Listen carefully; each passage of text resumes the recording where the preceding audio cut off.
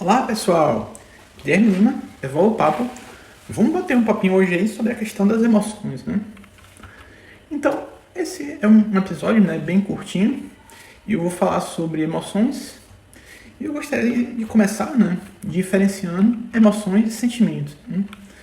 Emoção, eu diria que é mais, né, uma reação imediata a um estímulo, né? É uma coisa mais de bicho, né? E já o sentimento é algo que requer algo mais elevado, né? Mais direcionado à questão do plano mental, né? Da cognição.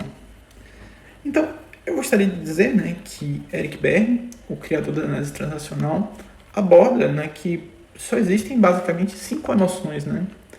Basicamente, o medo, a raiva, a tristeza, o afeto e a alegria, né?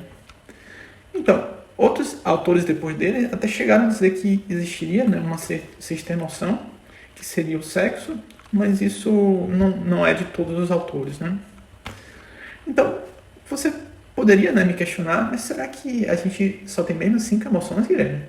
A gente tem tantos nomes, né, para emoções, como é que a gente vai afirmar, né, que só existem 5, né? E eu diria, né, que de uma maneira geral, né, só existem realmente 5 categorias de emoções, né? E basicamente as palavras elas significam as mesmas emoções, mas com intensidades diferentes e às vezes voltadas, né, para coisas diferentes, né? Então, a título de exemplo, né, a gente tem um medo, né? E quando você fala, por exemplo, que está com receio de algo, na verdade você está com medo, né? Só que com um medo não muito intenso, né? E quando você fala que está com fobia ou apavorado, né? Você, na verdade, você está sentindo um grande medo, né? E se você toma um susto, por exemplo, é basicamente um medo grande, rápido e passageiro, né? E a gente tem também a questão da raiva, né? E quando você fala que está irritado, você costuma estar com uma raiva média, né? Já se você está irado ou furioso, ou mesmo com ódio, você está com uma raiva muito intensa, né?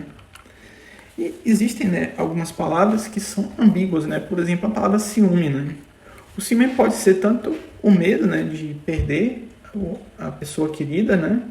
E também pode ser uma raiva da traição da pessoa, de uma pessoa, né? E vamos falar agora sobre a questão, né, da tristeza, né? E se você falar que você está melancólico, né? Isso costuma ser, né, uma tristeza de baixa intensidade, né? Já se você falar que você está deprê, né? Você normalmente está com uma tristeza de alta intensidade, né? E também tem, né, a questão da alegria, né? Se você fala que você está com bom humor, normalmente é uma alegria discreta, né? Já se você fala que uma pessoa está eufórica, né? É uma alegria de alta intensidade, né? Uma pessoa com essa alegria. E pode ser, por exemplo, alguém, né, comemorando um gol, né, do seu time de futebol, né? Então, temos também a questão do afeto, né? Se você falar que você está apaixonado, isso é um afeto, né, com alta intensidade. Mas se você se sente atraído, né, por alguém, isso seria um afeto, né, de baixa intensidade, né? E como eu disse, né, alguns autores eles colocam o sexo como uma modalidade do afeto, né, que é vinculada à questão do sexo, né?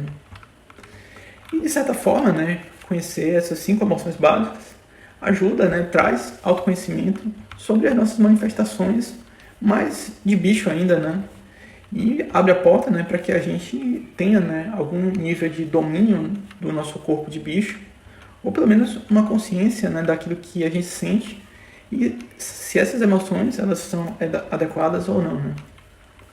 E o Eric Berne ele também destacou, né, que através do ego observador a pessoa começa a ter mais consciência das coisas que ela sente, né?